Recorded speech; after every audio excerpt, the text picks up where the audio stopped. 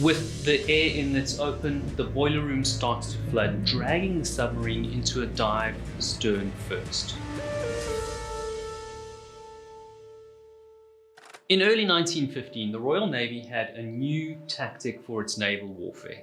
They required a new type of fast submarine that can go beyond 21 knots on the surface and in the rough waters of the North Sea.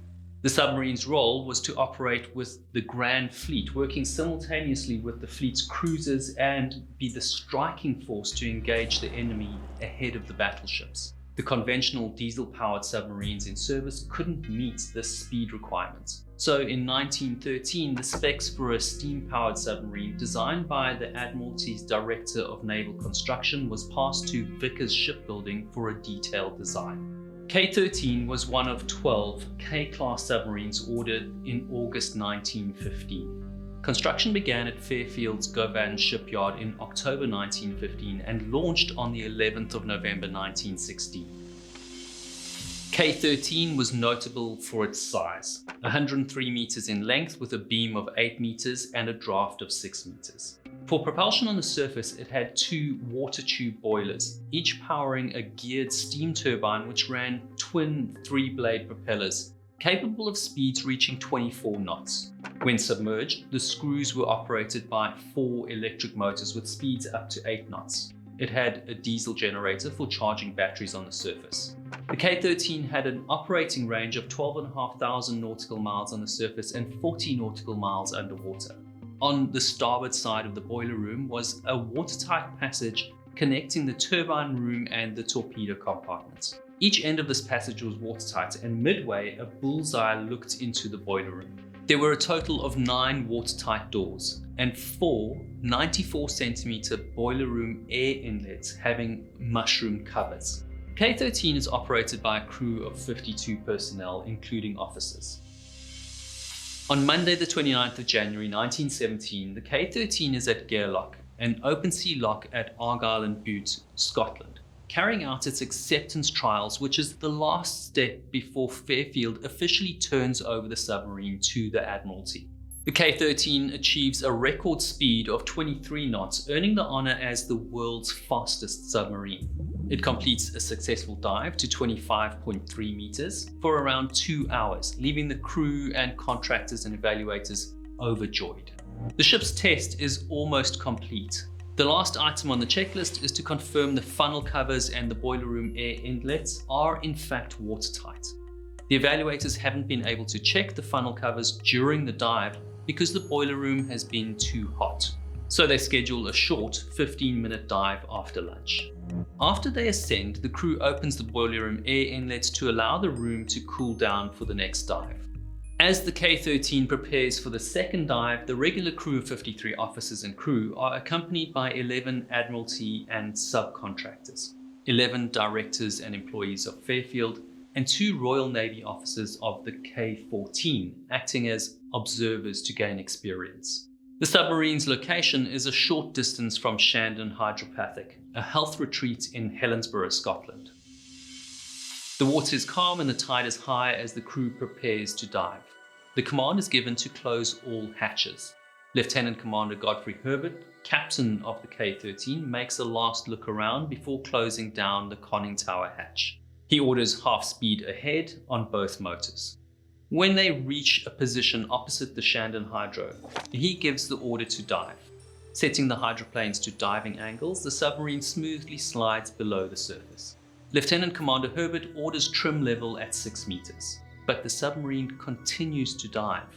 An engine room crew member reports that the boiler room is flooding. The watertight door to the stern section is quickly closed and locked, even though it means certain death for the men trapped in the compartments aft of the engine room bulkhead.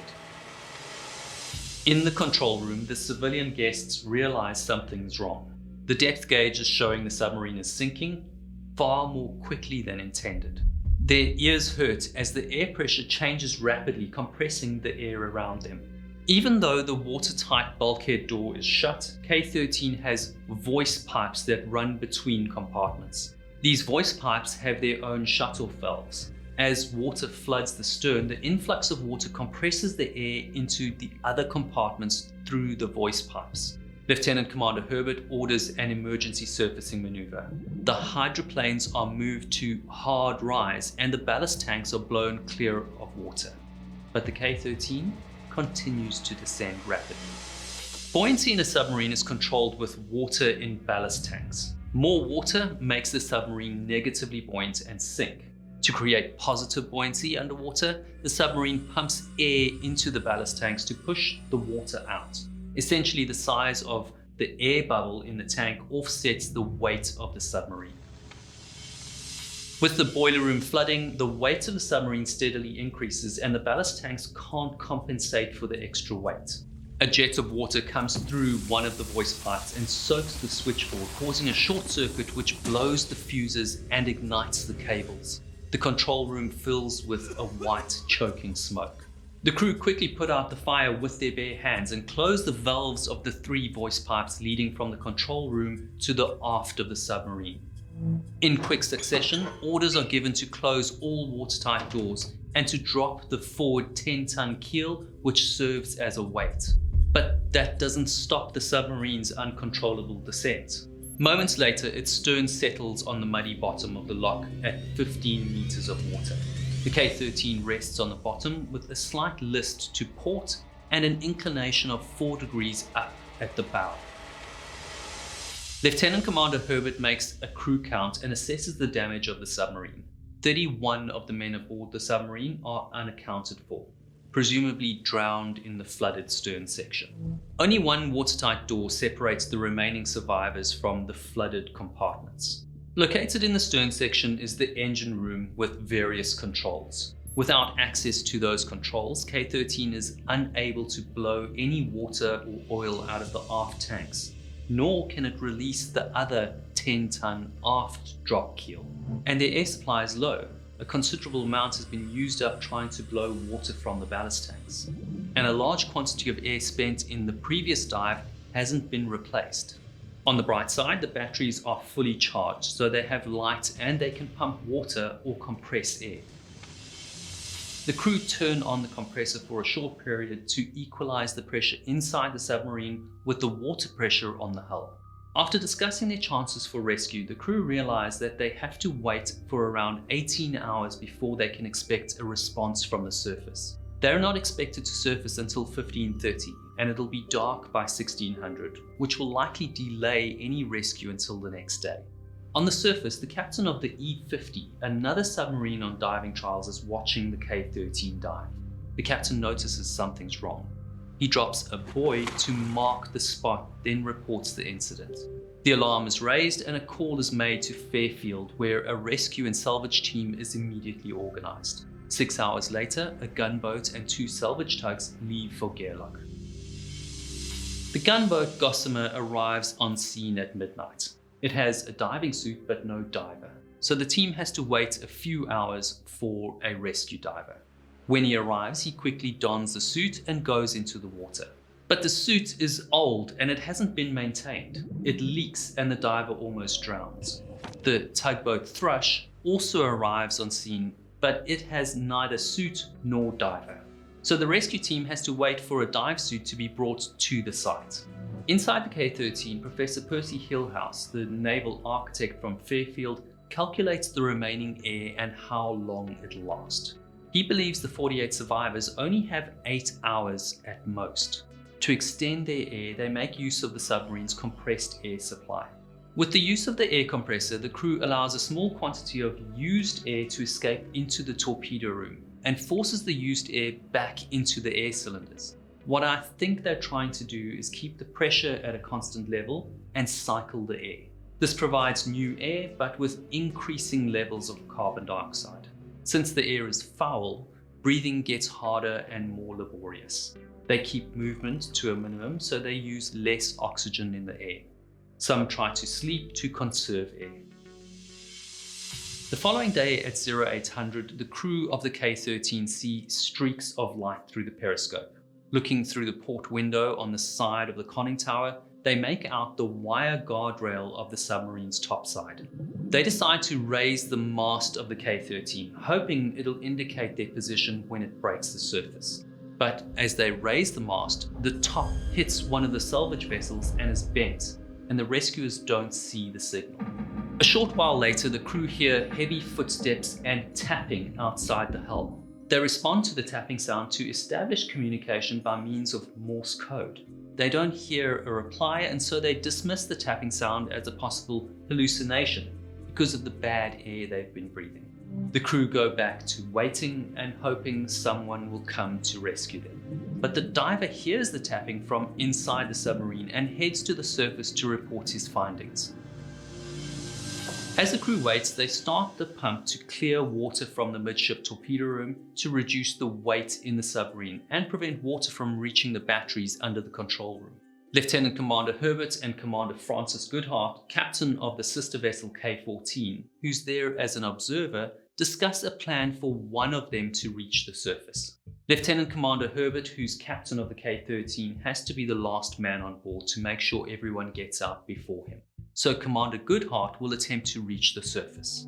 The men prepare the conning tower for Commander Goodhart to escape. The conning tower is a heavy brass casting above the control room. It measures 1.6 meters long, 1 meter wide, and 1.2 meters high.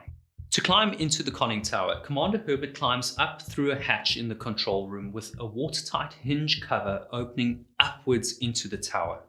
Inside the conning tower, the aft portion of the roof has an exit hatch with a balanced watertight cover opening upward into the wheelhouse. The forward portion of the conning tower's roof has a dome with a height of 1 meter. The dome has a projector compass which projects the compass bearings onto the glass, allowing the helmsman to see the compass bearing when he's looking out to sea. To prepare for the escape, the projector compass is removed to create more space in the conning tower and dome. As the commanders prepare the escape plan, Professor Hillhouse takes a tin cylinder casting and puts a note in it. The note lists the names of the survivors, the description of their condition, and their needs. The tin cylinder is covered with red bunting to make it visible at the waterline. He instructs Commander Goodhart to bring this with him and release it as soon as he clears the wheelhouse. This is their backup plan in case Commander Goodhart doesn't make it. After finishing their escape plan preparations, both commanders remove most of their clothes, enter the conning tower, and close the lower hatch below them. The men inside the control room lock the lower hatch and open a high-pressure air valve to pressurize the conning tower. Without this pressure, the water pressure would keep the outer hatch sealed. The crew hear a rumbling and gurgling sound inside the conning tower, which signals that the outer hatch has been opened and water flows in. Inside the conning tower, the two commanders open the upper hatch and stand by the dome as the conning tower fills with ice-cold seawater. The sound of the high-pressure air deafens their ears, and a thick fog fills the upper space. The dome creates an air pocket where both men wait until the conning tower and the wheelhouse are flooded with seawater. As the water reaches waist level, Commander Goodhart signals to Lieutenant Commander Herbert and plunges into the cold water, making his way to the upper hatch. This leads to the wheelhouse, where he plans to swim towards the aft side where the exit door is located. Lieutenant Commander Herbert follows to close the upper hatch behind him.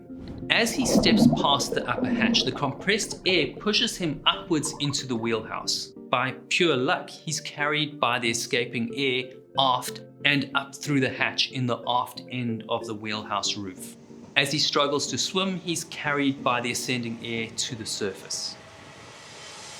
He surfaces close to the salvage ship Thrush, and strong hands grab him and pull him on board.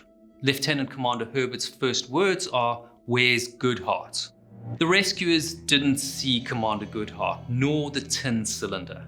As Commander Goodhart steps out of the conning tower's upper hatch, he's shot violently upwards by the rushing air, hitting his head on the roof of the wheelhouse, which knocks him out.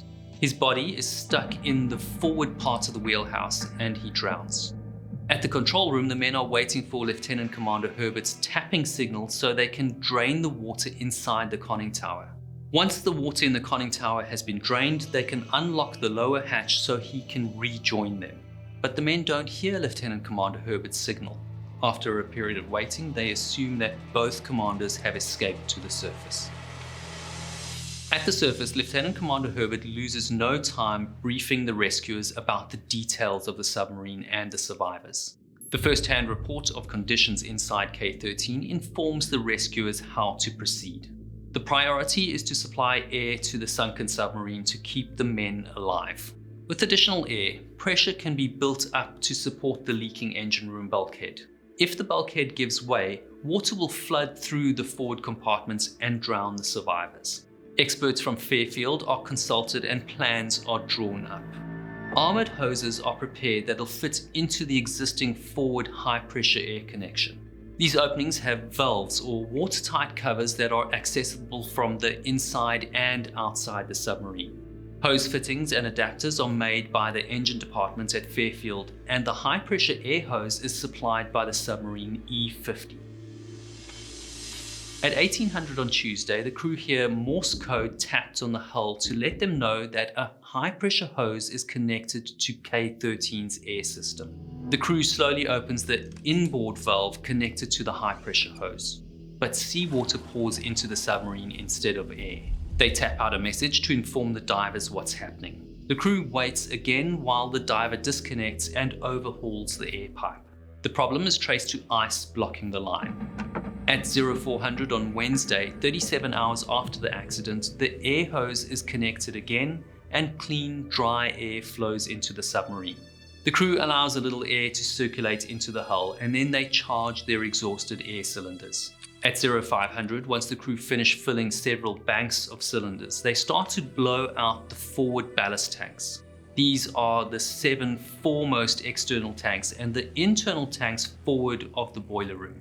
As they blow out each tank, they watch the bubble on the fore and aft spirit levels to see if the bow is lifting. As tank after tank fills with air, they watch as nothing happens. When they pump air into the last tank, the bubble finally moves. The bow slowly ascends and breaks the surface of the water. The stern of K-13 is stuck in almost 4 meters of mud, so the submarine balances at a steep angle. The crew can't move around inside the submarine. They lose their footing and slide to the bottom of the compartment. The rescuers latch a steel wire underneath the hull of K-13 and lift the bow until it's standing clear above the surface. Lieutenant Commander Herbert sees an opportunity to bring the survivors out through the torpedo tubes, but K-13 slips back slightly, leaving the bottom of the tubes just below the waterline. At 0630, another wire is attached to the hull and a flexible 10 centimeter protective hose is attached to the submarine. A suction hose is passed through to draw out the stale air, which is black and foul. The crew can finally breathe in fresh air. But as they draw out the air, there's a reduction in pressure and the boiler room bulkhead begins to leak rapidly. The 10 centimeter protective hose is large enough for the crew in the submarine and the topside rescuers to shout messages back and forth. It's also big enough to pass small pieces of food. The rescuers send a bottle of brandy to warm the spirits of the crew. And they send milk and chocolate. Lastly, they send a high-pressure air hose to add to the existing air supply. This fills the cabin with more fresh air. The crew learn that Lieutenant Commander Herbert is safe, but Commander Goodhart didn't make it. Inside the submarine, a connection on the compressor comes loose. While reconnecting it, one of the men accidentally makes a short circuit which blows the main fuse and everything goes pitch black. The crew have to use hand torches to see what they're doing. At the surface, the rescuers are trying to make a plan to rescue the crew. The torpedo tubes can't be used because they're partially submerged below the waterline. The rescuers decide to cut a hole in the forecastle or raise deck at the bow of the submarine, pump out any water between the forecastle and the main hull, and cut another hole directly below it in the main hull. The water can be removed in about 20 minutes and the holes can be cut by the oxyacetylene torch in a few minutes more. The crew are told to move forward and prepare to exit at the bow. The crew in the submarine tear open a wood lining and climb up on top of the torpedo tubes, then wait for the hole to be cut. But 20 minutes turns into an hour and the cutting doesn't start. At the topside, the rescuers are busy pumping out the water. As they pump water out, more water fills the compartment. The crew wait restlessly in the dark, and then they hear a rescuer shout, "Have you closed the flap valves?" The submarine superstructure has 4 square openings just above its attachment to the main hull so that it will easily flood and drain when the vessel submerges and emerges. To prevent these holes from letting in water while sailing at the surface, flap valves are fitted and controlled by hand wheels inside the vessel. These were open for the diving trials. The crew tighten the valves and the water level starts to drop quickly. In a few minutes, the inner hull is pumped dry. Rescuers use the oxyacetylene torch to cut a 45 centimeter square hole. At 1500, 57 hours after K-13's trial dive, 46 survivors emerged through the escape hole. Of the total 80 crew members, officials and civilian visitors, 31 were trapped and drowned in the stern section. 1 died during the escape attempt and 2 were reported missing. John Steele, Fairfield's foreman engineer, and Lieutenant Lane, an engineer in K-13, managed to open the engine hatch and swim for the surface. Lane's body was found about 2 months later. Steele's body was never recovered. The diver discovered that the 4 air inlets to the boiler room were fully open. These should have been closed before the signal "engine room closed" was set in the control room. The accident wasn't a defect in the design or construction, it was operator error. When the vessel was examined, the lever controlling the air inlet covers was open. The K-13 was salvaged on March the 15th, 6 weeks after the accident. It was overhauled and recommissioned as K-22. K-22 was eventually sold for scrap metal in December 1926.